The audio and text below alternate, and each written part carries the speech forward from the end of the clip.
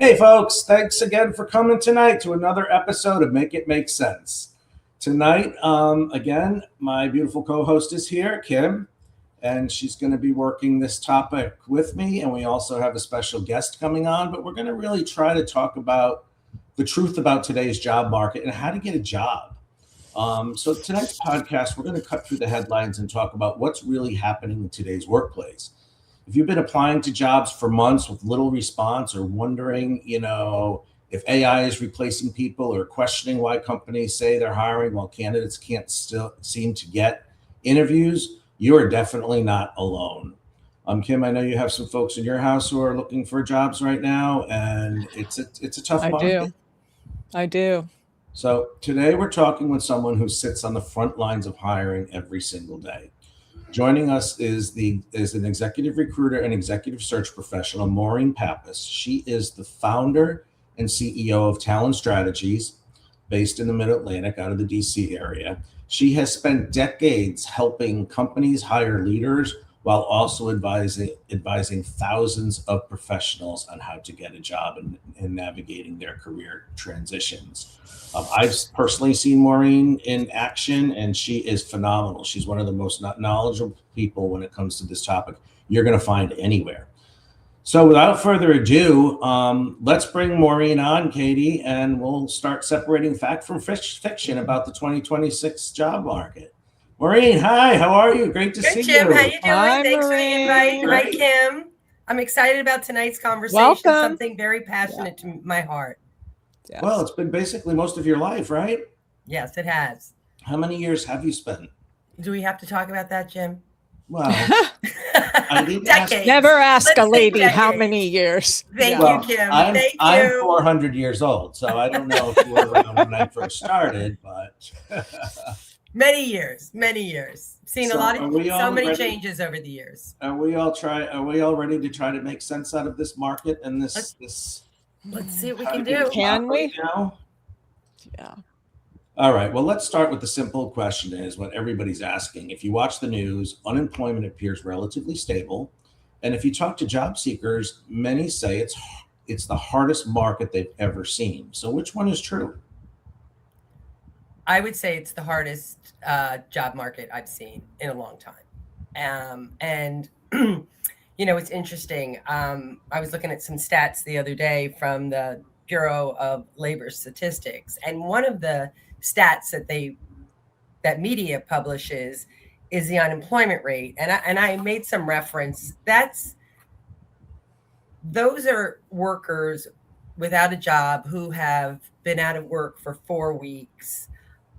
Plus discouraged workers. But then there's a more critical and complete stat, which is the broad unemployment rate, which is higher. Those are people who've stopped working recently and still want a job, or those who are underemployed and working part-time. So it's a very, very challenging market between technology that is being used for recruiting and just the job market in general. I've seen so many HR professionals and talent acquisition professionals that have been unemployed for a long time. And that to me is a litmus test for how the market has really declined. Because if you don't have talent acquisition professionals in an organization, they're not hiring. Yeah. I have a question about, because I saw some stats not too long ago, and obviously there's some industry specific areas. So it looked to me like healthcare, maybe doing more hiring. Do you have any insight into what industries, or are we going to talk about that? I'd be curious. I would say healthcare, construction, the trades, those are strong industries. Where I am in the Mid-Atlantic, I'm hearing there's within the government contracting space, there's a great deal of hiring. But that's, those are cleared professionals. Those are hard talent to find. And they're very, very specific and very, very niche professionals. But I would say the general public doesn't have the specific, like the healthcare or the trades or the technical expertise required for these particular industries. Yeah, I read something about that too, as far as the government contractors, and a lot of that is a direct result of DOGE cutting so many. And then I don't know if either one of you saw the market the last 2 days, the stock market. You would think that we are in nirvana because it's just hit all-time record high yesterday and again today. Yes. But when you really start listening to some of the earnings calls, which I listened to a handful today, a lot of their profitability has come from reducing sales force or headcount. It's coming from cost-cutting measures versus, new customers or growth in other ways. So it's kind of hard to tell. That's why I think this market is so tricky. And we also have a lot of people who have just given up. Well, Jim, if I can just add to that comment about Absolutely. The earnings report. Employment and payroll is typically the largest expense within a company. Right. So by cutting back and laying off, that's why their earnings look so great. Right. And the general public, they're the ones that are being, they're the ones that are unemployed. Those are the ones that are being hurt. Right. Yeah. While CEO salaries continue to rise, and bonuses. while bonuses continue to rise, people are out of work. I mean, yeah, it's tough out there. I mean, the dollar doesn't go as far as it did, just a month ago. I mean, everything's still going. Hey, Katie, let's go into the first video on the U.S. economy, and then we'll double back together and talk about what we see in the video. 57,000 jobs in June. That was less than expected. The unemployment rate coming in at 4.2%. We've got NBC News business and economy reporter Ali Canal at the big board. Also joining us, Investopedia's editor-in-chief and chief business editor of People Inc., Caleb Silver. Good morning to both of you. Ali, let's start with you. Walk us through the numbers, how they compare with previous months. Yeah, well, as you said, Joe, coming in below expectations here. So the estimate was 115,000 jobs added in June. That coming in at 57,000. So just around half that was expected. We also got downwardly revised numbers for both April and May. April, remember we had that blowout jobs report, 179,000 jobs added. That was revised lower by 31,000 to 148,000 jobs. And then in May, same thing, 172,000 jobs added last month.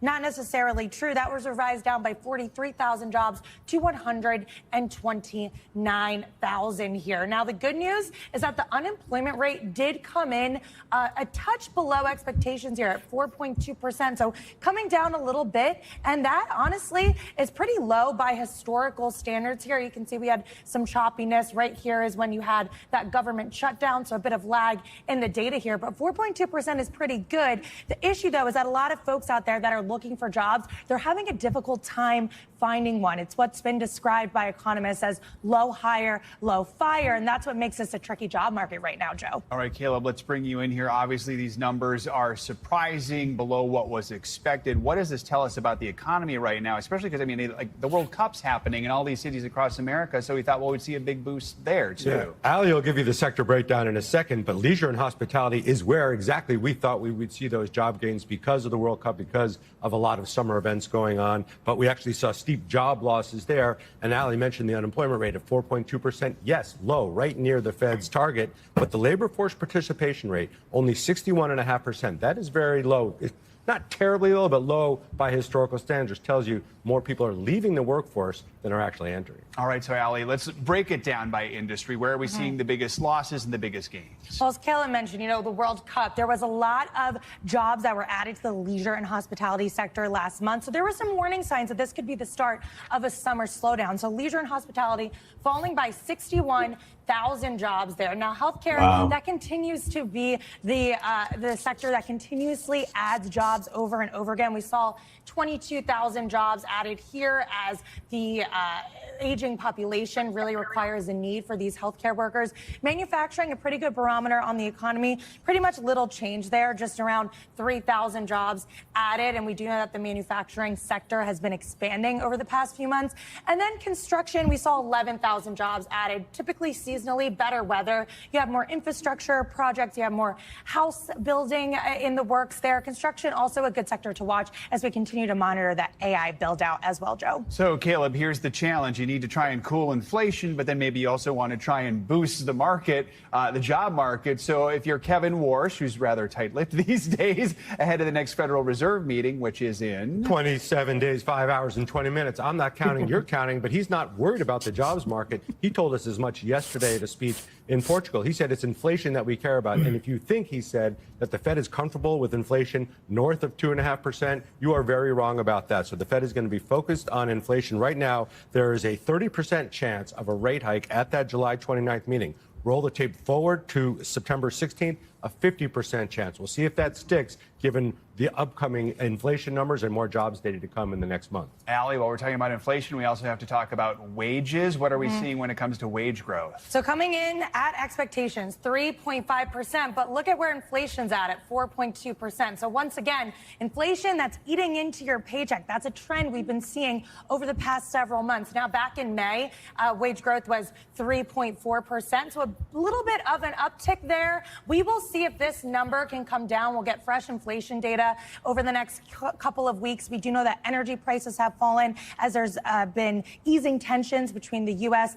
and Iran. That will likely be a positive thing on inflation. But this is why when you're out shopping at the grocery store, when you're buying things, you probably feel that pressure a bit more because inflation is just eating into those paychecks, which we obviously all don't want. Yeah, and everyone's feeling that. So, Kayla, big picture, when your wages are going up but not enough to meet that inflation, just what does that mean for our wallets, how we manage our expenses, how we manage our bills? Yeah, this is the way it's going to be for a while. Interest rates are not going to change. So expect to pay those higher interest rates, and I wouldn't expect prices to come tumbling down. Maybe they will at the gas station. The rest of the supply chain is going to take a while, maybe a couple months.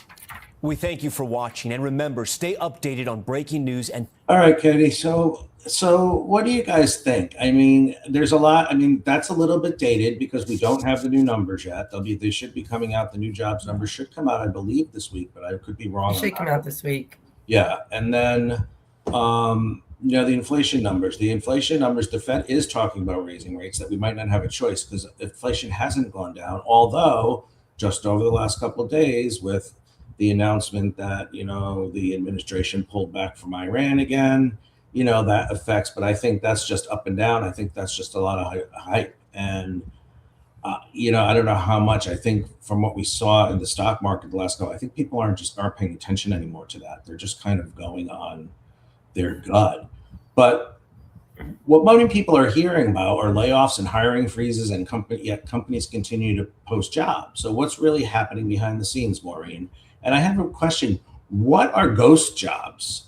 I mean, that's not Halloween. Boo, you put a sheet over it, is it?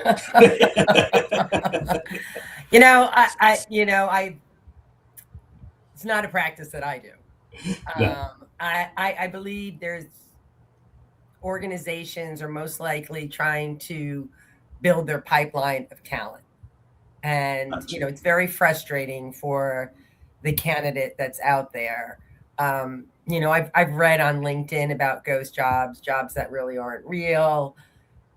I don't understand that concept, but I will say that, the way I look at recruiting is a sales function, and you are selling yourself, and the client or the corporations or the hiring organization, just like any sales, they build a pipeline. So they're building a pipeline of talent so that when there is a need, they can go into their applicant tracking system and identify talent for these jobs.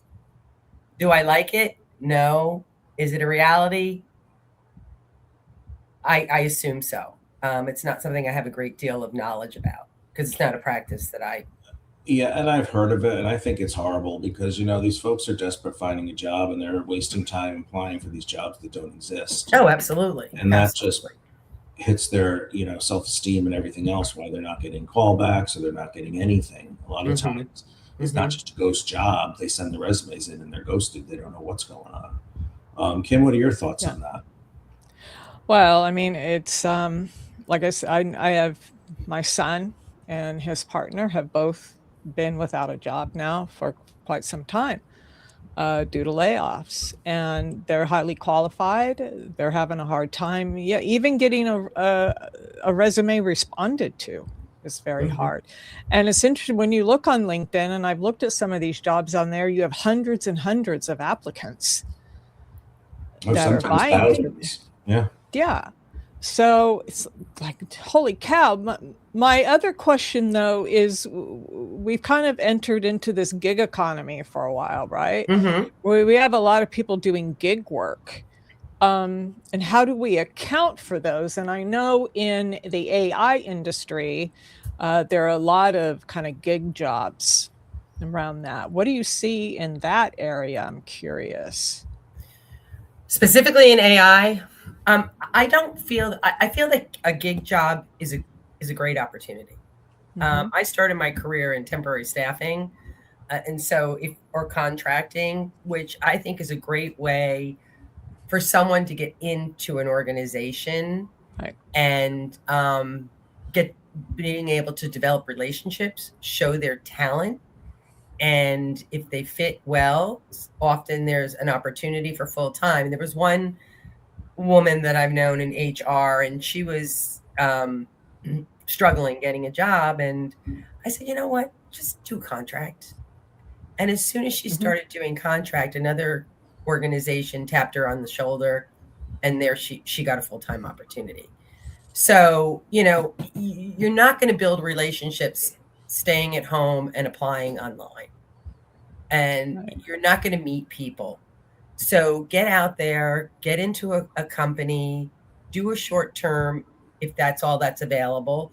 And then you'll meet other people who might know people in another organization where they have a role, and you call it, the other organization may call their friend and say, hey, listen, we have an opening for an AI guru.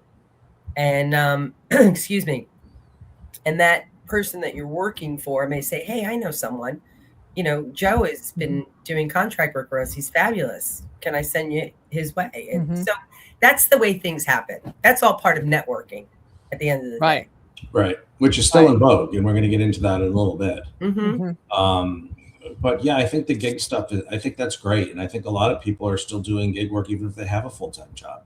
There are a lot of people. I mean, if you remember during COVID, there were people taking 2 full-time jobs and doing I heard about that. And double dipping. I knew they were double people, dipping. Yes, who were doing that. I think that's over pretty much been done with. But it is tough out there. Again, to Kim's point, I've looked on Indeed and I've looked at LinkedIn and I've looked at these things, and I'm looking at seeing. I have a lot of friends who were laid off recently, and I've been looking at the amount of people who are applying. Now, one of the biggest complaints I hear is I've submitted 300 resumes. Nobody even calls. What's happening? Okay. Can you shed some light on that? Is that like sure. AI just screening them out? No. I have a theory, and this is my theory. If you're not getting the call, your resume needs work. Because the resume is designed to get a call. That's it. Just to, telling a good story and to get a call from an organization, whether it's the recruiter or the hiring manager, because they're intrigued by what they read. And then the other side of the coin is if you're getting the interviews but not the job, it's your interviewing. That's just basic for me. That's the rule of thumb that I go by. So then there's the other side. There's a recruiter. And the recruiter posts a job and they get 300 resumes. It is impossible, because we have multiple jobs that we're working on, to go through 300 resumes. Shall I walk you through the process? Go ahead. Yeah, whatever you think is going to be helpful. We're here to make it make sense for great. viewers. So the way I see it, you apply for a job and you go on the other, when the job goes to the organization, it goes into an applicant tracking system, which is a database. And everybody says it's AI. On the other side, you've got the recruiter, and the recruiter has all these resumes. There's 2 ways that they can source out the qualified individual. And that's typically based on keyword searches or phrases. I'll give you an example. I have a role that I'm working on right now. It's a marketing role. And what's really important for this job is email marketing. Within the job description, email marketing it clearly states there's a focus on email marketing, and it's maybe mentioned 3 or 4 times within the job description. So you get resumes. And so what am I going to do as a recruiter? What am I going to search on? I'm going to search on the phrase email marketing. Right. If that is not in your resume, you're not going to get a call. Right. It's really important to really be intentional when you're looking for a job. Read the resume, or not the resume, the job description very carefully. Do I have the language that's in the job description that's really standing out? Is that in my resume? So today I was going through and I was looking and this one fella emailed me, said, I have great experience. Here's what I have. It was totally irrelevant. It didn't even say anything about the email marketing experience. So you had to be very, very intentional. You just can't say, oh, I can do this job. But we're going to go into that in segment 3. We're going to talk about the biggest resume mistakes. So anyway, so that's part of it. Mm-hmm. Yeah. That's a big part of it from where I sit. Yeah. So Katie, let's play the next video on how we're actually getting jobs in 2026. I don't even think you really know what a bad day is.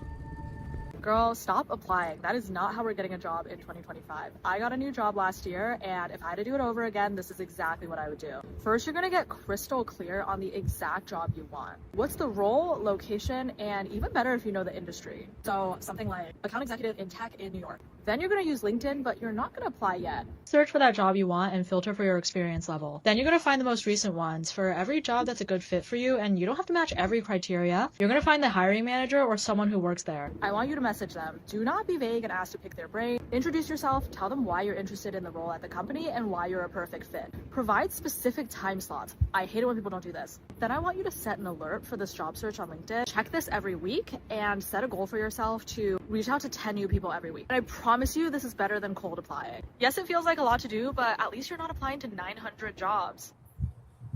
I actually love her advice. And spot on. The reason I love it is because, she's talking a form of networking there, but, we did a show last week on toxic bosses and toxic environments. And the bottom line is people need to weed those companies out. So if you think that it's going to be a toxic environment, there's so much information from Glassdoor to Reddit to whatever, there's going to be the sprinkled in disgruntled employees. But if you're seeing hundreds of people, get some feedback, go on to LinkedIn, ask if there's truth to this, and then skip that because you don't want to get there. And in 3 months, you're ready to kill yourself and you want to get out of there.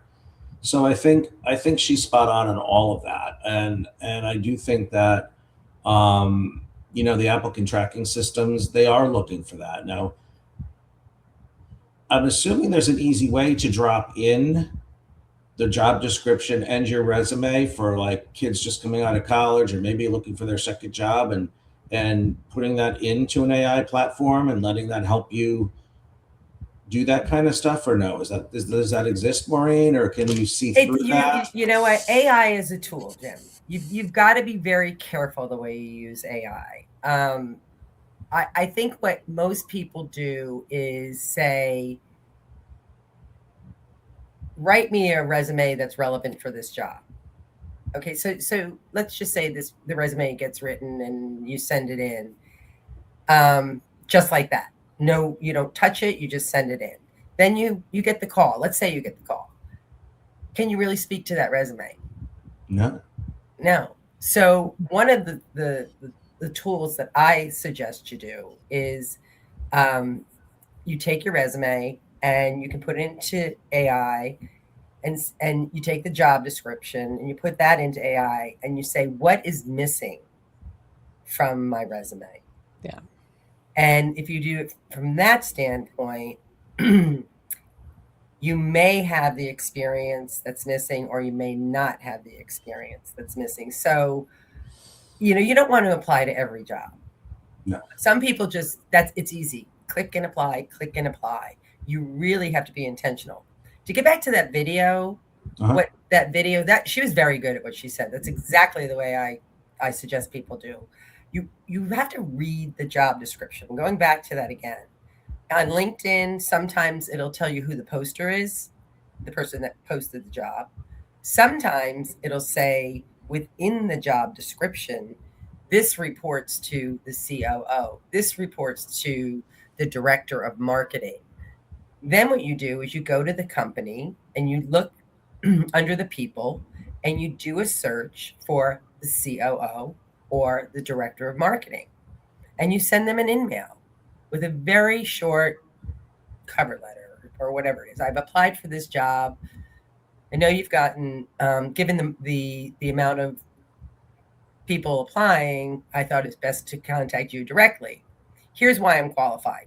3 bullets that are relevant to the job.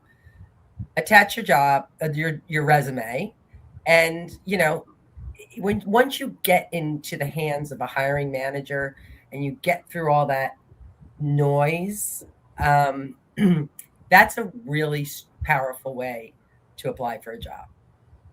Yeah, I think that's an incredible. That's where I say you have to be intentional. Mm-hmm. It's just not click.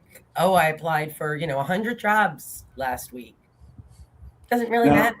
How do you view this? And I know this is a little slippery slope, so I don't want to go too far into a rabbit hole here.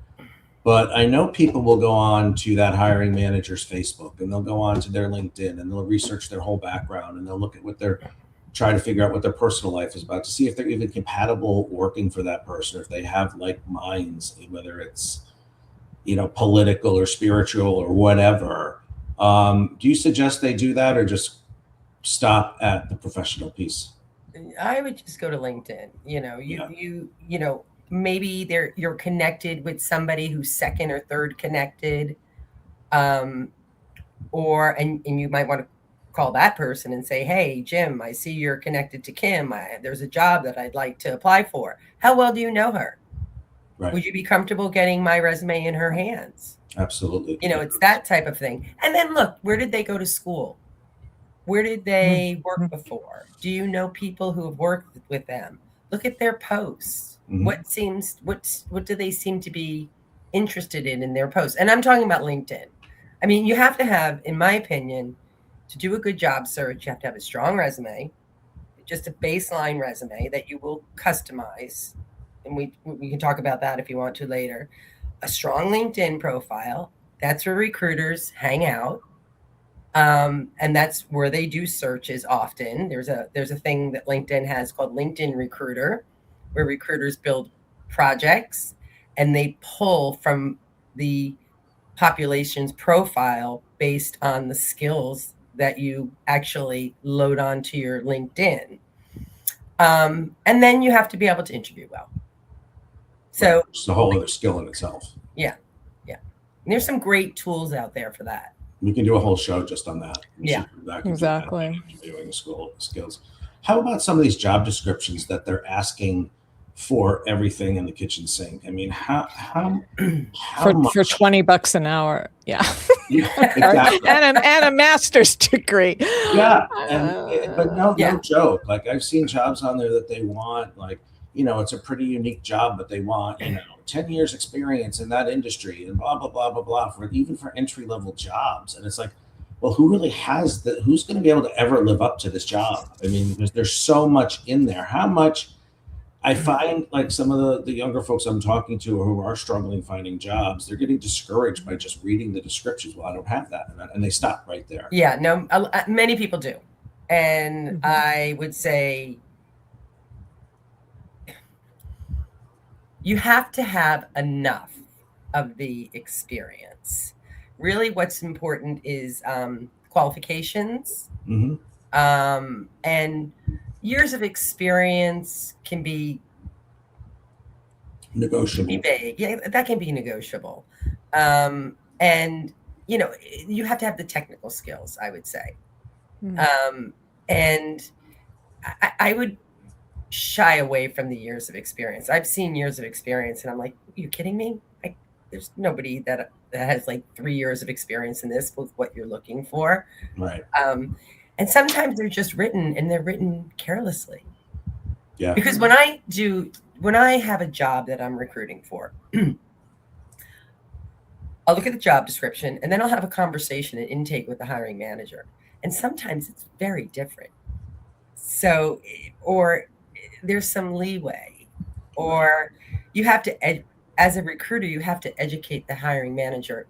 That's going to be really hard to find. Or do you really need these years of experience? Or is this job title, is there any flexibility with this job title? I had recently had an experience with a client that they had a senior staff accountant. And I said, that's really a silly title. Yeah. Why don't, and the salary for it was a senior accountant title. So I said, let's take the staff out. We did. A staff accountant, an entry-level accountant position is a no. It was like 10 years of experience, and I said, let's take the staff part out. And as soon as we did, the resume flow came better, and we made a good placement. I always tell clients, and a title doesn't cost you anything, except for some corporations have what they call salary bands, and they have to stay within a particular range for salary and qualifications for equity purposes internally. But if it's a smaller company, I'll make a recommendation, like, can we change that title? Do you because sometimes titles are important to candidates. Yeah, and titles don't often transfer. You may be a VP at one company and you're nowhere near a VP level at another company. Because they just Well, sometimes it seems like that job description is a wish list. It is sometimes. You're right. Candidate, right? Yeah. Just the perfect candidate, and nobody's going to match that 100%. Correct. Or it would be rare. So let me say this. So as a recruiter, our role is initially to screen individuals and have conversations. And as I said before, your resume has to be strong enough for me to pick up and interest me enough to pick up the phone or send you an email and say, I'd like to have a conversation with you. And through conversations, something else happens. Currently, I'm working on another role. It's an ops manager. And there was an internal candidate, and the resume came over to me. And I sent it to the COO, and she said, oh, gosh, he looks so technical.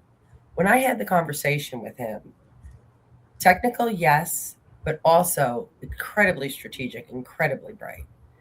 And I encouraged the COO to have a conversation. I said, his resume doesn't really truly reflect who he is. You need to have a conversation with him. Now, I don't know if I'm right on it. She'll have that conversation, but that's where a recruiter we really influence the hiring managers. But that's so important, because I think some of these companies are using AI as a filter, right? Some are. I just reading. Some are, and for that reason that you just stated, it's so important to not use AI solely to filter out yeses and nos just based on a piece of paper.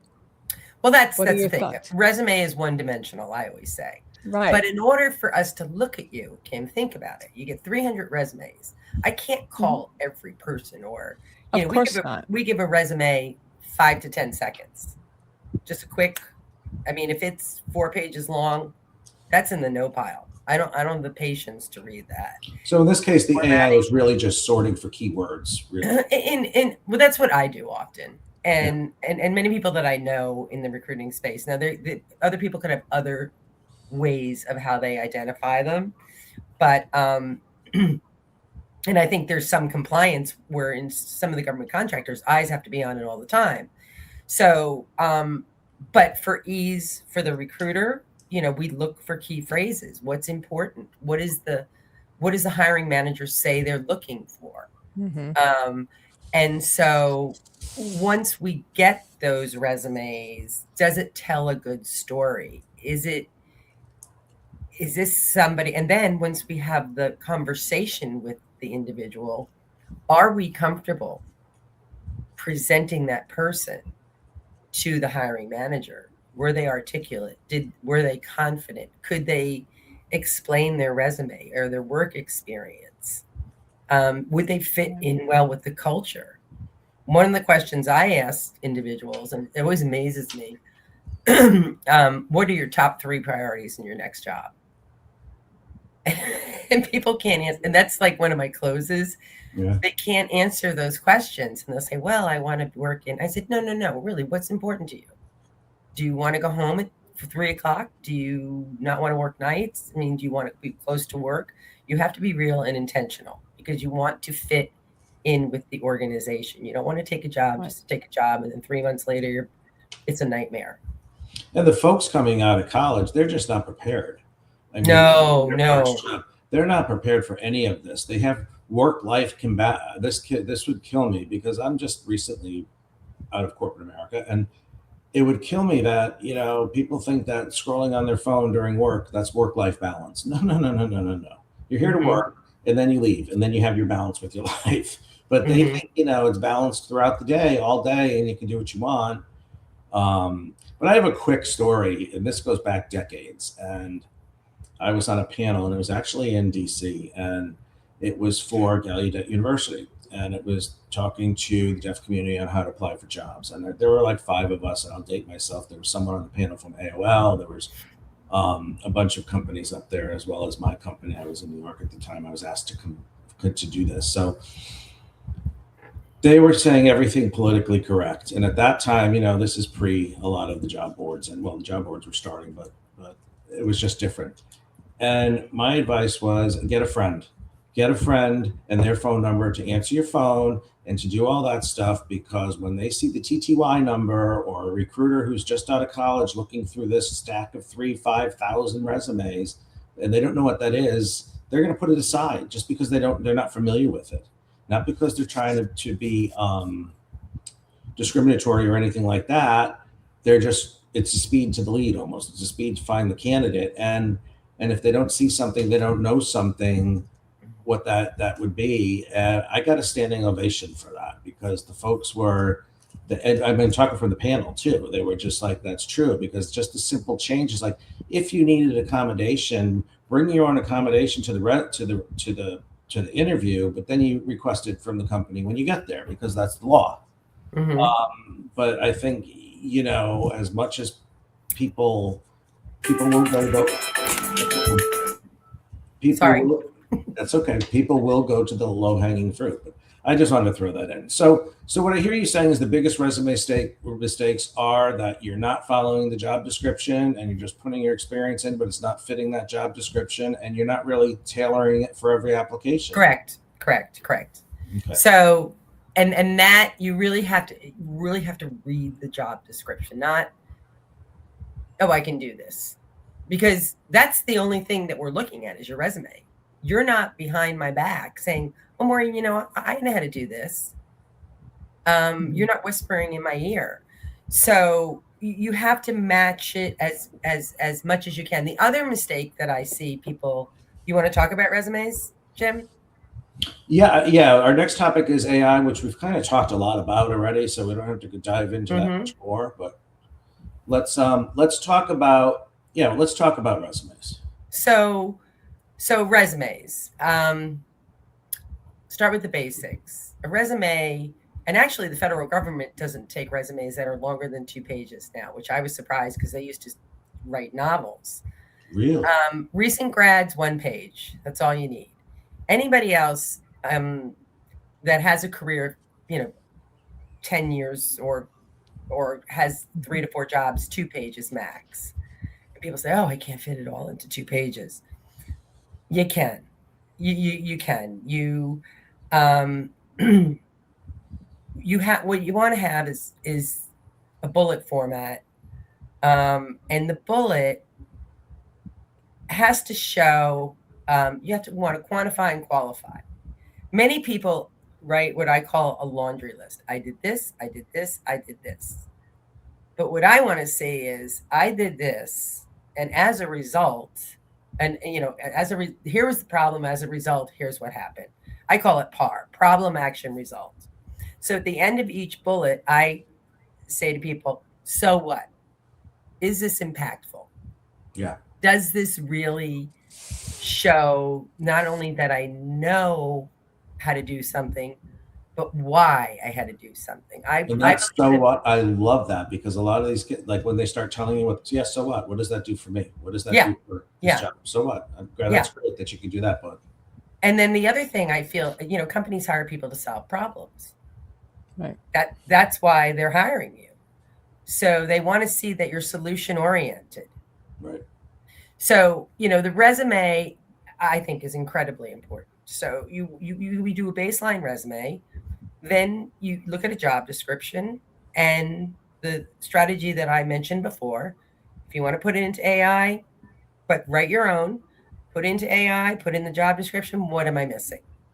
And I really think this is important for seasoned professionals, because with decades of experience, we have so much experience, and everybody's like, oh my God, I have so much experience. What am I going to do? Right. Cut out what's not necessary.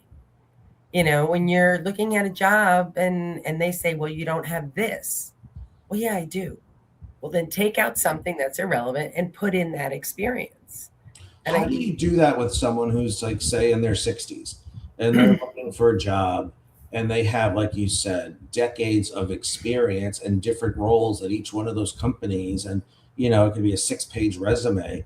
Do you actually start it later in your career? Like, do you eliminate companies from the beginning, like your first? Sure. That's okay to do.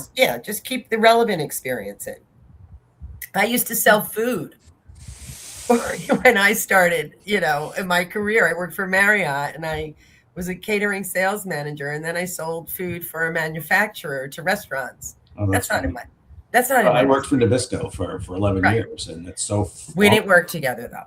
No. But that's not in my resume. I don't really have a resume, but that's never been in my resume. It's always been recruiting focused. That's great. Are there companies hiring people over 60? There is ageism out there. There is. Yes. And that's where you have to be incredibly intentional in writing your resume. Don't put everything in so you're the jack of all trades, master of none. Put in your resume what is relevant to the job. Yeah. So I'd imagine that is really where you want to go granular to the job description. Yeah. And that's where you want to use AI. You can even possibly, I haven't done this yet, but what in my resume is unnecessary for this job? That's another strategy you might, you might and then start. I would think you would take what AI gives you and then rewrite it anyway from the AI. Yeah. Then what you're going to do is customize it. Yeah. I'm assuming that recruiters and line managers and hiring managers, they can see if it's like the cover letter is heavily AI generated. Yeah. There are some job descriptions that say don't rely heavily on AI. Now, I don't have AI tracker or anything like that. And I would think the big companies do. And I think that's something that's going to start happening more and more. I just don't have knowledge in that particular area. But it is a great tool. Let's talk about networking. Because that, I think, is the biggest part to the job search in any economy. Good economies, bad economies, any type of job market. Many people dislike networking. They don't like talking about themselves. They don't like asking friends for favors. They don't like going to one or two removed and saying, hey, my cousin told me that you worked here. Is there any chance you could give me some insight onto that? So do you think networking, and I think I know the answer, I think we've covered it, is more effective than simply applying online? Oh, absolutely. Absolutely. Absolutely. And it's a combo. Yeah. LinkedIn, networking isn't just going to meetings like they used to in person and having your resume and your business card that you made up and shaking hands. Even job fairs now are virtual. So it's challenging. So you have to figure out how to network. And LinkedIn is an incredibly strong and powerful tool which you can use for networking. The one thing I tell candidates, build that network within LinkedIn. So recent grads, for example, go out. Let's say you went to NYU. And you connect with everybody that you know in NYU. And then you go, there are groups on LinkedIn. You go to the alumni for NYU and you connect with people from NYU. And you just build and build and build. And you never know who knows whom within an organization that can open up a door for you. It's very similar to the way the networking worked years ago, except you're not in person. I'm gonna. But you do. Let me say something, Jim. This is important. You just don't say, "Can you help me find a job?" You do the legwork. You go out and let's say somebody's working for you. Were trying to get into Siemens, and you go to Siemens and you find that there's people there from NYU, so you connect with them, or you send them an email and say, I see we're both alum from NYU. I'm a recent grad, and I'm interested in working for Siemens, and I welcome the opportunity to talk to you about the organization. Start developing that relationship. And then once you talk to somebody on the phone, or you start establishing that relationship, you go back to them and say, hey, Jim, there's a job that I just applied for. It's a data analyst. Here's the rec number. Do you know anyone, or could you champion me to get my resume in the right hands? Here's why I'm qualified. And I've attached my resume for you. So then all Jim does is forward it on to who he has the relationship with. Make it easy for them. Make it easy for them. Katie, let's jump into the next video, because I think that's going to wrap up this segment pretty well.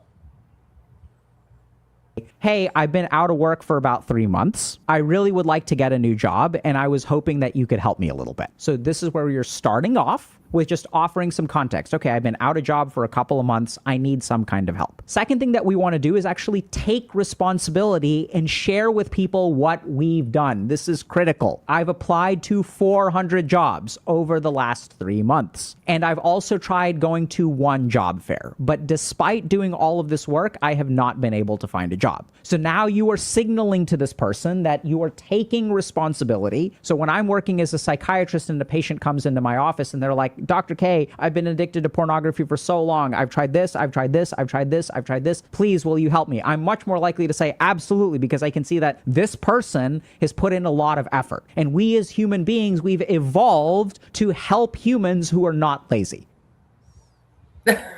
Yeah, and I think he's right. Now, I'm no longer addicted to pornography, thanks to Dr. K. I'm only kidding. But, I mean, I think he's right, because a lot of the people, you can't just approach someone and just say, hey, I need help with a job. No, tell me what you've done. How much effort have you really put in to find a job? Because I hear more and more people out there saying, well, I can't find a job. Well, how many resumes did you send out? Well, 2 last week. 2. I mean, how much research have you done? How many line managers have you researched? How many phone calls have you made? I mean, finding a job is a full-time job. Jim, the other thing is, who's also a part of the network, and people forget about this, is people like me who are recruiters. We have relationships with hiring companies, and people are like, oh, recruiting. Have a conversation with them.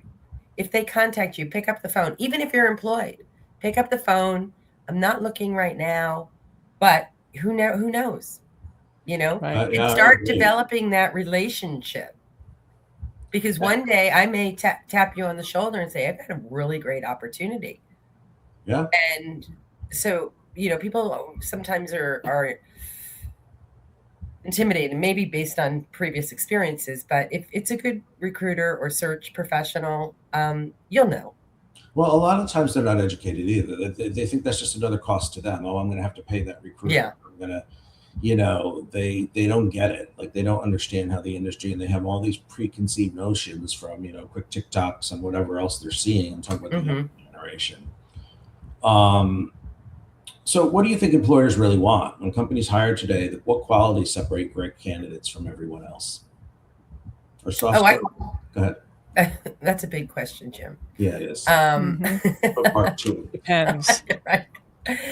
They want people who are conscientious, solution-oriented, collaborative, resourceful. resourceful, figure it out before you ask questions.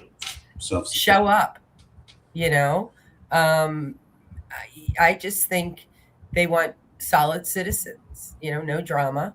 So soft skills are basically just as important as technical skills, or oh, absolutely, absolutely. You've got to so. you've got to find your place. You've got to find your home. You got to find out where you're comfortable and who you're comfortable with. All right, how about red flags during interviews? Like, candidates often focus on impressing employers, but they're interviewing the company as well. And this goes back to our segment, Kim, last week. Mm-hmm. You know, people should really vet the company before they even bother applying, because if you know you're not going to fit into that type of culture, you should know that before you waste your time or their time. Mm-hmm.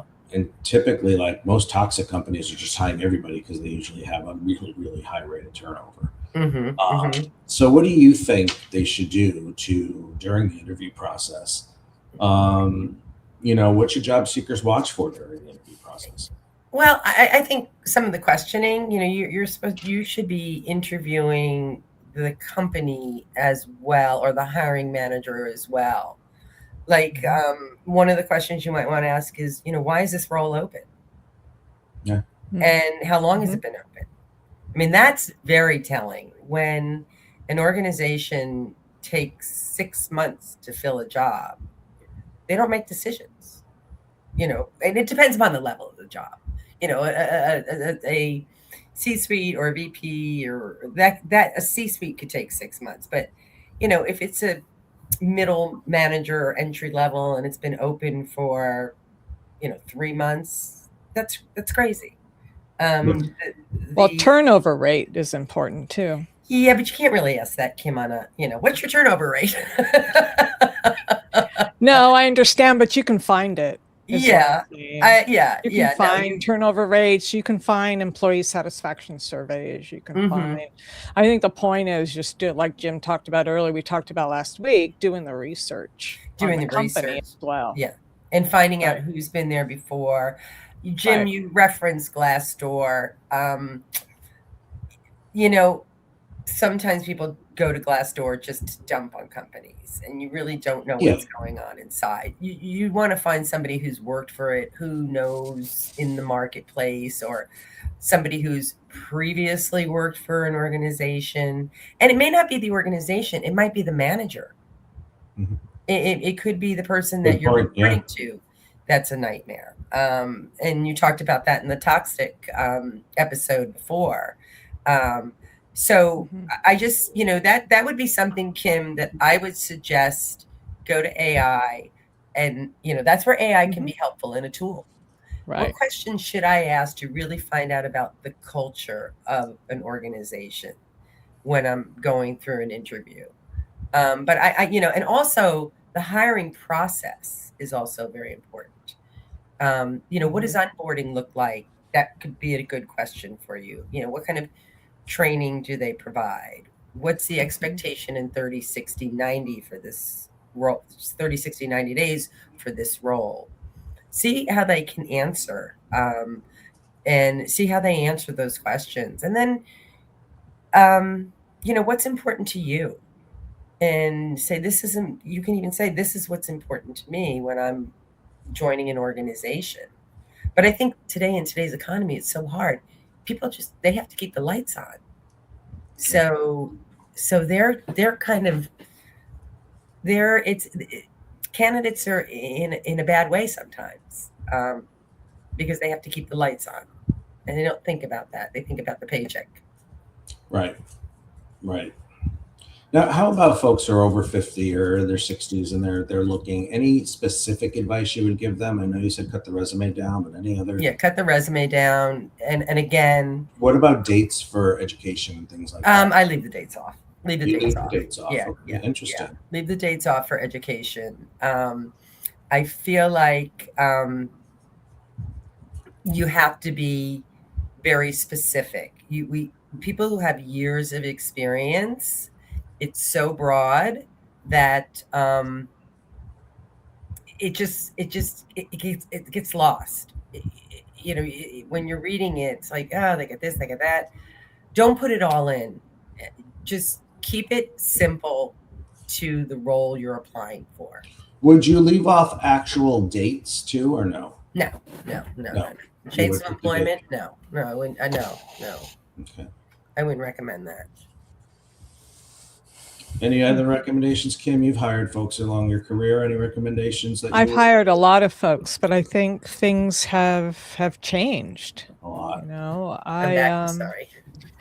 We did early on. We were one of the first of the big companies to put in some of these gatekeepers, you know, as far as application tracking and aligning roles with, you know, what was defined in there. So, and they found that those really didn't work very well. So I went through a lot of resumes. Yeah. A lot of resumes. And for me, it was, do they have the qualifications that I'm looking for specifically? And then it was just having to sit down, talk to them. Obviously, we had an HR department, so some of that was filtered before I got to it. Because I was a VP of service when I hired probably the most people. And so you have to have a strong HR department. You have to have a strong talent department to correct. You know, and one of the issues that I've come across is, I said this earlier, that recruitment is a sales function. And I've always straddled between sales and recruitment throughout my career. And often entry into HR is talent acquisition. And that's the entry, and I've seen that. And the competencies of an HR professional, and this is my belief, and a strong talent acquisition professional are very different. HR professional is very process, compliance, and a talent acquisition is more sales focused, if that makes sense. And so many salespeople, Jim, as you know, we're not very compliance driven. That's true. Absolutely true. Katie, let's run the next video. We're kind of running out of time here. We're pushing on to an hour. Let's run the next video, and then Maureen, I'm just going to hit you with some rapid fire questions. If you need to get a new job quickly, here's what I recommend you do. Apply for contract or temporary jobs. They usually need people urgently and have a quicker turnaround time. You'll also have less competition. And once you're in the job, it's going to be easier to get a new job. There will be less pressure on you. Plus, the contract role could end up becoming permanent. And I think we already talked about that. Yeah, 100% agree. Yeah. Contract to perm or contract to get your name out there. Often, like you said, and build your network. Yep, and a lot of people's resumes don't get them in the door. And it takes the desperation out of your voice. Sure. All right. So, Maureen, this is for you. All right, Jim. LinkedIn premium worth it. LinkedIn premium. Absolutely, absolutely. One-page resume or two? Well, we talked about that. One for entry level, two for professional. Seasoned. Okay. Cover letter still relevant? In some cases, yes. Many of the mission-driven nonprofits, like a cover letter, it really depends upon the hiring manager. Though many of my friends that are recruiters in corporate, no way, they don't have time to read them. Really? Because they're always asking for them on the job boards. Yeah, that's interesting. Remote work, is it becoming harder to find? Yes, it is. Yet the candidates are still looking for it. Sure. What's the biggest interview mistake candidates make?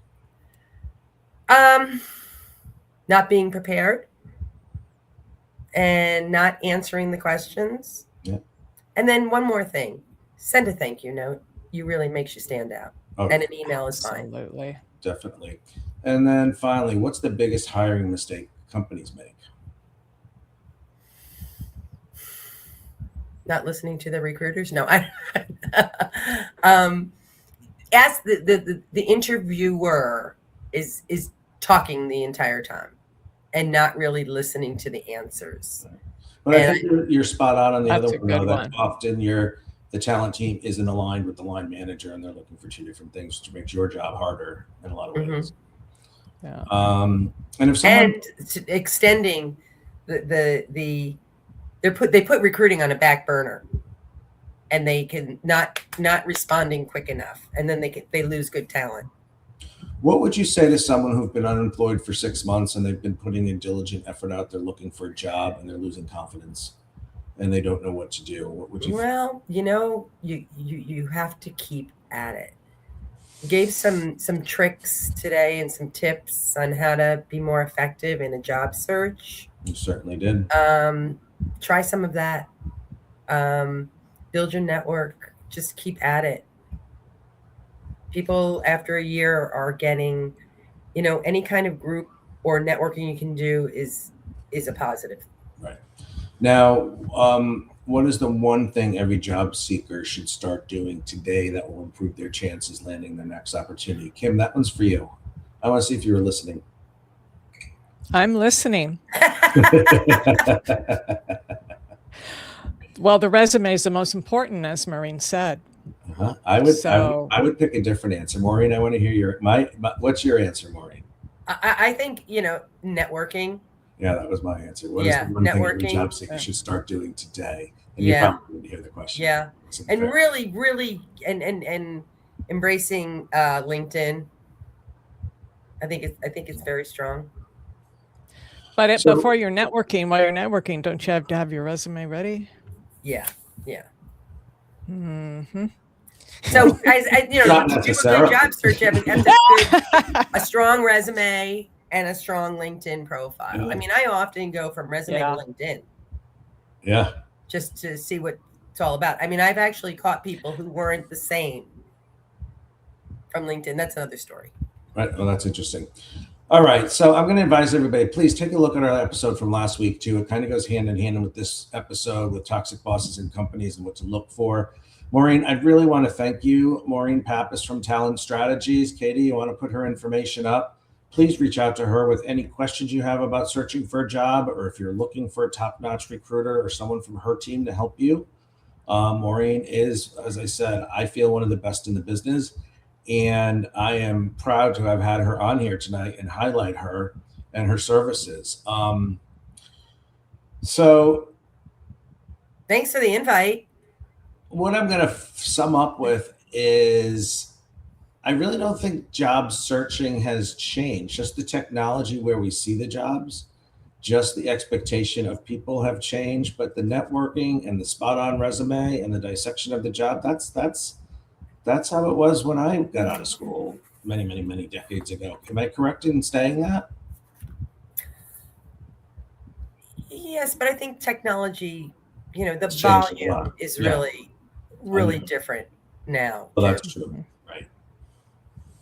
So let's just say until next time, please remember your next job isn't just about finding an opening. It's about positioning yourself as the solution. All right. So if you like this episode, please like and subscribe. And we will be here next week with another fresh episode. And, we appreciate all your comments, and we'd appreciate if you would, again, like and subscribe as you watch this episode. And we will have Maureen on again if she graces us with her presence. What do you think, Maureen? Are you willing to come back on? I'd love to. This has been great. And there's a lot of information. It's not easy. Keep the faith, keep at it, stay organized, be intentional, and, best of luck. The market is challenging right now. It's not you. Remember that as a candidate. It is not you. That is true. That's awesome advice. So yeah, maybe the next time, maybe we can craft something where we just dedicate it to just one piece of this. Whatever you would think would help these folks the most, because again, it's very frustrating and very hard for these guys to be out there and having no success, and groceries are going up and gas is going up and their bills are going up and their income is going down. Maybe I'll get some insight from comments. So please comment. Please comment. Please. It'd be fun to do an actual, demonstration of what to do, whether it's resume or, using the tools, or people might find that interesting. Yep, absolutely. All right. Again, happy to help everybody. Thanks, Maureen. Thank you, Maureen. Okay, Kim, nice to meet you. Coming on. Please like and subscribe and hang out in the green room for a second, Maureen. We'll just recap. Okay. Thanks, guys.